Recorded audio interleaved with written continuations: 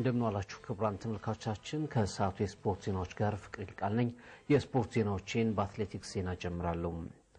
14ኛው የዓለም አትሌቲክስ ሻምፒዮና ነገ በሞስኮ ይጀምራል። በነገው የመክፈቻ ዕለት ውድድር ኢትዮጵያውያን አትሌቶች በማራቶን ሴቶችና 10000 ሜትር ወንዶች ፍጻሜ ይጠበቃሉ። በ800 ሜትርና 3000 ሜትር መሰናክል የማጣሪያ ውድድሮችም ይደረጋሉ። ዮናስ ተሾመ ከሞስኮ የስልክ ሪፖርት አለው።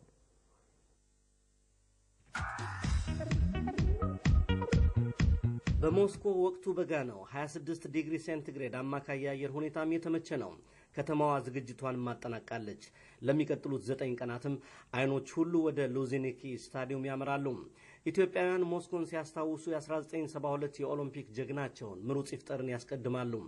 ከ33 ዓመታት በፊት ምሩጽ በ5 እና 10000 ሜትር 2 ወርቅ ባጠለቀበት ግዙፉ ሉዝኒኪ ስታዲየም ወጣቶቹ ኢትዮጵያውያን ባለም ሻምፒዮና ሌላ ታሪክ ሊጽፉ ዝግጅታቸውን አጠናቀዋል።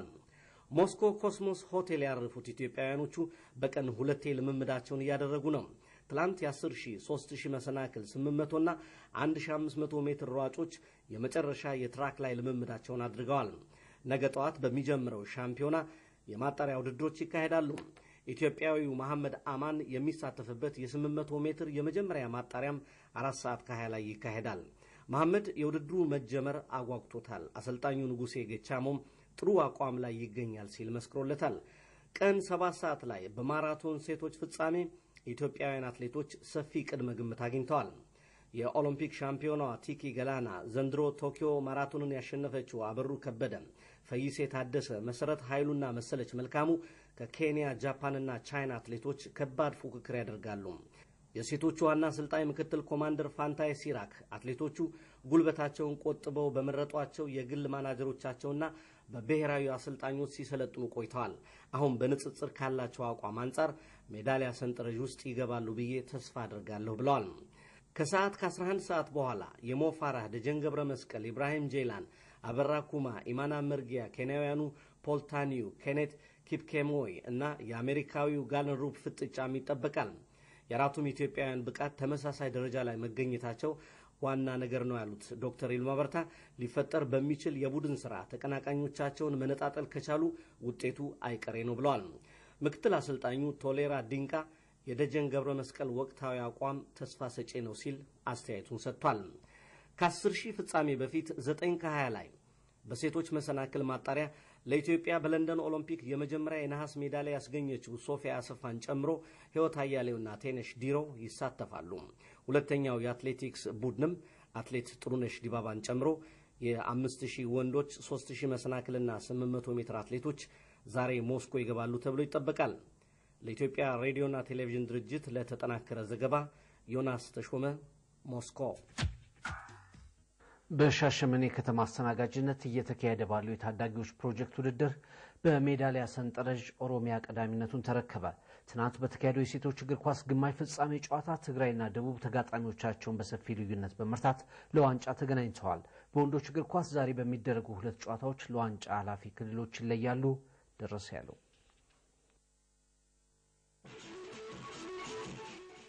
በትናንትናው ዕለት በተካሄደው የሴቶች እግር ኳስ ትግራይና ደቡብ ለዋንጫ ሽሚያ ማለፋቸውን አረጋግጠዋል። ትግራይ ድሬዳዋን 6-0 በሆነ ሰፊ ልዩነት አሸናፊ ሲሆን ደቡብ ሐረሪን 4-0 መርታት ችሏል። በትግራይና በደቡብ መካከል ነገ የሚካሄደው የዋንጫ ጨዋታ በጉጉት የሚጠበቅ ሲሆን ድሬዳዋና ሐረሪ ለደረጃ የሚጫወቱ ይሆናል። ትናንት በተጀመረው የወርልድ ቴኳንዶ ውድድር ከ44 ኪሎ ግራም በታች ሴቶች ኦሮሚያ የወርቅ ሜዳሊያ ባለቤት ሲሆን ሐረሪ የብር፣ አፋርና ሶማሌ የነሐስ ባለቤት ሆነዋል። ከ49 ኪሎ ግራም በታች ሴቶችም አዲስ አበባ የወርቅ፣ ሐረሪ የብር፣ አፋርና ኦሮሚያ የነሐስ ሜዳሊያ ተረክበዋል። አፋር 2 ነሐስ በማግኘት በሜዳሊያ ሰንጠረዥ መካተት ችሏል። ከ15 ኪሎ ግራም በታች ወንዶች ኦሮሚያ ወርቅ፣ ደቡብ ብር፣ ሐረሪና ሶማሌ የነሐስ ሜዳሊያ ተሸልመዋል። ከ15 ኪሎ ግራም በታች ኦሮሚያና አዲስ አበባ የወርቅና የብር ሜዳሊያ ባለቤት ሲሆኑ ሐረሪና ትግራይ ነሐስ ወስደዋል። የወርልድ ቴኳንዶ ውድድሩ ዛሬ ይፈጸማል። በወንዶች እግር ኳስ ኦሮሚያ ከሐረሪ፣ ትግራይ ከአዲስ አበባ ለዋንጫ ለማለፍ ዛሬ የሚጫወቱ ሲሆን ጠንካራ ፉክክር ይታይበታል ተብሎ ተገምቷል። በኦሎምፒክ ስፖርት ኦሮሚያ በ20 ወርቅ ሜዳሊያ ቀዳሚ ሆኗል። አዲስ አበባና ትግራይ በ17ና በ15 ወርቅ ሜዳሊያዎች ይከተላሉ። በፓራሊምፒክ ኦሮሚያ 17፣ ትግራይ 15፣ አማራ 8 ወርቅ ሜዳሊያዎችን በማዝ ቀዳሚ ናቸው። ውድድሩ እሁድ የሚጠናቀቅ መሆኑን የፌዴራል ስፖርት ህዝብ ግንኙነት ያደረሰ መረጃ አመልክቷል። የኢትዮጵያ እግር ኳስ ፌዴሬሽን ያዘጋጀው የሉሲ ተስፋ ፕሮጀክት በሚል ስያሜ ለ70 ያህል ታዳጊ ተጫዋቾች ስልጠና መስጠት ተጀመረ። ብቃት ያላቸው ተጫዋቾች ወደ ክለቦች እንደሚቀላቀሉ የኢትዮጵያ ሴቶች ብሔራዊ ቡድን ዋና አሰልጣኝ ስዩም ከበደ ተናግረዋል። ዝርዝሩን ታከለ ኮይራ አዘጋጅቶታል። ፍርዳው ቃል ንጉሴ እንደሚከተለው ያቀርበዋል። የኢትዮጵያ እግር ኳስ ፌዴሬሽን ከ2 ዓመት በፊት ነበር ለሴቶች ተጫዋቾች እጥረት መፍትሄ እንዲሆን የሉሲ ተስፋ ፕሮጀክት ስልጠናን የጀመረው። ሁለተኛው ዙር ስልጠና ባለፈው ሳምንት በሐዋሳ ተጀምሯል። ከሀገር አቀፍ የትምህርት ቤቶች ውድድርና በሻሸመኔ የተካሄደ ባለው የታዳጊ ወጣቶች ሻምፒዮና የተመረጡ 70 ወጣቶች ለአንድ ወር የክህሎት ስልጠና ይሰጣቸዋል። የኢትዮጵያ ሴቶች ብሔራዊ ቡድን ዋና አሰልጣኝ አቶ ስዩም ከበደም ብቃት ያላቸው ወደ ክለቦች ይቀላቀላሉ ብለዋል። በአንድ ወር ስልጠና የሚቻለውን እውቀት ሰጥተን የተለያዩ ክለቦችን ጋብዘን ብቃታቸው የፈቀዱ ልጆች ወደ ክለብ የሚገቡበትን መንገድ ማመቻቸት ነው። ለክለብ መግባት የማይችሉ ልጆች ካሉ ይህን ልምድ ይዘው ወደ ክልላቸው ሲሄዱ ደግሞ ለወደፊቱ የተሻለ ነገር ለማድረግ ለነሱ የሞራል ስንቅም ይሆናቸው ነው። ያነጋገርናቸው ተጫዋቾችም በእግር ኳስ ሀገርን ወክለው የመጫወት ረጅም ራዕይ እንዳላቸው ተናግረዋል። አላማዬ ወደፊት አገሬን ለመጥቀም ነው። ብሔራዊ ቡድን ውስጥ ገብቼ ወደ ውጭ ዳን ሀገራችንን ከሌሎች እኩል ለማድረግ የመጀመሪያ ላይ ብሔራዊ ቡድን መጫወት ነው። ከዛ በኋላ ግን በዛ ማቆም አልፈልግም። ናሽናል ቲም ከገባው በኋላ ፕሮፌሽናል ቦን ምኞቴ ነው። ስልጠናውን በቦታው ተገኝተው የጎበኙት የኢትዮጵያ እግር ኳስ ፌዴሬሽን ፕሬዝዳንት አቶ ሳሉ ገብረወልድ ፌዴሬሽኑ ለስልጠናው ግማሽ ሚሊዮን ብር በጀት እንደመደበ ተናግረዋል። የፕሪሚየር ሊግ ክለቦችን ብቃት ያላቸውን ተጫዋቾች መመልመል እንደሚችሉ አሳስበዋል። ከሰኔ 12 ጀምሮ ሲካሄድ የቆየው የሐዋሳ ከተማ የግል ልማት ድርጅቶች የሴክተር መስሪያ ቤቶች ልዩ ልዩ የስፖርት ውድድር በደማቅ ሁኔታ ተጠናቀቀ። ከ15 በላይ ተቋማት የተውጣጡ ከ400 በላይ ሰራተኞች በ5 የስፖርት አይነቶች ተሳትፈውበታል። በፍጻሜ ዕለት በተደረገ በወንዶች እግር ኳስ በመንግስት መስሪያ ቤቶች ሐዋሳ ፖሊስ ማዘጋጃ ቤትን አሸንፏል። በግል ልማት ድርጅቶች BGI ሐዋሳ ቺፕ ቡድን በማሸነፍ የዋንጫ ተሸላሚ ሆኗል። የሴክተር መስሪያ ቤቶች አጠቃላይ አሸናፊ የሆነው ሐዋሳ ፖሊስ የስፖርታዊ ጨዋነትም ተሸላሚ ሆኗል። የግል ልማት ድርጅቶች ምድብ ሞይኮ በአጠቃላይ አሸናፊና የስፖርታዊ ጨዋነት ዋንጫ አግኝቷል። በውድድሩ ተሳታፊ ተቋማት ውድድሩን እርስ በርስ የበለጠ እንድንተዋወቅ ረድቶናል፣ እንዲሁም ስፖርት በማዘውተራችን አልባሌ ቦታ ከመዋል ተቆጥበናል ብለዋል። ውድድሩን ያዘጋጀው ሐዋሳ ከተማ አስተዳደር ስፖርት ኮሚሽን ጽህፈት ቤት ነው። የውጭ ዜናዎች በአሜሪካ እየተካሄደ ባለው የጊነስ የቅድመ ውድድር ሻምፒዮና ሪያል ማድሪድ ቼልሲን በማሸነፍ ሻምፒዮን ሆነ። ሆዜ ሞሪኖ የቀድሞ ተጫዋቻቸው ክሪስቲያኖ ሮናልዶን ግብ ለማግባት የተፈጠረ በማለት አሞካሽተውታል። ነው አይመር የጊነስ የቅድመ ውድድር እግር ኳስ ሻምፒዮና ከሁለት አህጉራት 8 ክለቦችን አሳትፏል። በሚያሚ ሰንላይፍ ስቴዲየም ሪያል ማድሪድና ቼልሲ በፍጻሜው ተገናኝቷል። ሆዜ ሞሪኖና ካርሎ አንቸሎቲ የቅድመ ክለባቸውን በገጠሙበት ጨዋታ ነገሮች ለጣሊያን አንቸሎቲ መልካም ሆኗል። በ14ኛው ደቂቃ ላይ ብራዚላዊ ማርሴሎ ነጭ ለባሾቹን ቀዳሚ አድርጓል። ከ3 ደቂቃዎች በኋላ ደግሞ ሌላ ብራዚላዊ ራሜሬስ በድንቅ አጨራረስ የእንግሊዙን ክለብ አቻ ማድረግ ቻለ።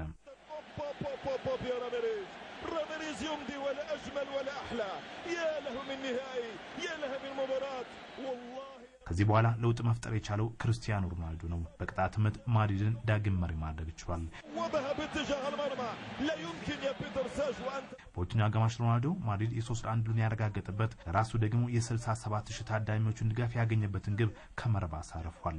ሆዜ ሞሪኖ ሮናልዶ ማግባቱ ዜና ሊሆን አይችልም፣ ሲፈጠር ግብ ለማግባት ነው ማለት አሞካሽተውታል። ሪያል ማድሪድ ሻምፒዮን ሲሆን ቼልሲና AC ሚላን ሁለተኛና ሶስተኛ ሆኗል። የአሜሪካው ሎስ አንጀለስ ጋላክሲ ደግሞ አራተኛ።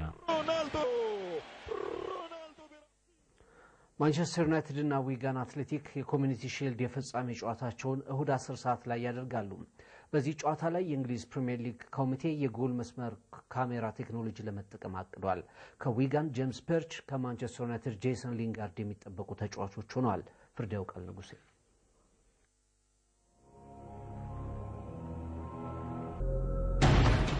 የፊታችን እሁድ ትኩረቶች ሁሉ ለንደን ወደ ከተማው ግዙፉ ዊምብሌይ ስታዲየም ይዞራሉ።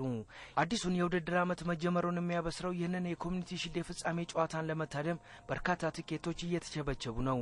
ሰማያዊ ለባሾቹ ዩጋና አትሌቲኮች በኤፍኤ ካፕ የፍጻሜ ጨዋታ ማንቸስተር ሲቲን አንበርክከው እዚህ መድረሳቸው ሲታሰብ በእሁዱ ፍጥጫም ለቀያዮቹ ዩናይትዶች በቀላሉ እጃቸው እንደማይሰጡ የሚያረጋግጥ ሆኗል።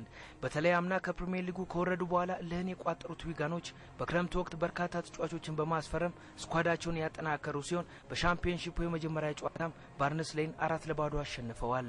ከአዲስ ፈራሚ ተጫዋቾች መሃል ከወዲሁ ጥሩ ብቃትን እያሳየ ያለው ጄምስ ፐርች እስካሁን ድረስ በእኛ ጭንቅላት ውስጥ ያለው ከማንቸስተር ዩናይትድ ጋር የምናደርገው ጨዋታ ነው። በእርግጥ ከባድ እንደሚሆን እናምናለን፣ ግን ለማሸነፍና ክብሩን ለመቀናጀት የማንከፍለው መስዋዕትነት አይኖርም ሲል ለስካይ ስፖርት ተናግረዋል። ከአልካንትራ እስከ ፋብሪጋስ ያሰቧቸውን ተጫዋቾች ማስፈረም ያልቻሉትና ዋይኒ ሩኒን በኦልትራፎርድ አረጋግቶ ማሰንበት የተሳናቸው ዴቪድ ሞይስ በአንጻሩ የኦልትራፎርድ የመቀመጫ ወንበር ትኩሳት ከወዲሁ እየተሰማቸው መጥቷል። በፕሪሲዝን ውድድር ባደረጓቸው ጨዋታዎችም ከቡድናቸው ወጥ የሆነ አቋም ያለው እንቅስቃሴን ለማየት ተቸግረዋል። በዚህ ሁኔታ ውስጥ ሆነው ዊጋንን የሚገጥሙት ሞይስ ተጫዋቾች ላይ ደርስ የነበረው ጉዳት አሁን እየቀነሰ ነው፣ ሁሉም በመልካም ሁኔታ ላይ ይገኛሉ፣ በጨዋታውም ጥሩ ውጤት ለማምጣት እንጥራለን ብለዋል። የእሁዱ ጨዋታ ሌላ ታሪክንም ይዞ ነው የመጣው። የእንግሊዝ እግር ኳስ ማህበር በታሪክ ለመጀመሪያ ጊዜ የጎላ የካሜራ ቴክኖሎጂን በዚህ ጨዋታ ላይ እንደሚጠቀም ይፋ አድርጓል።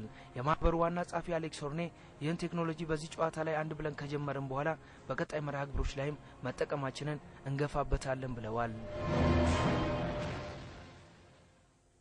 ክቡራን ተመልካቾቻችን የሰዓቱ የስፖርት ዜናዎቻችን ይህን ይመስላሉ። ስለተከታተላችሁ እናመሰግናለን። መልካም ቀን።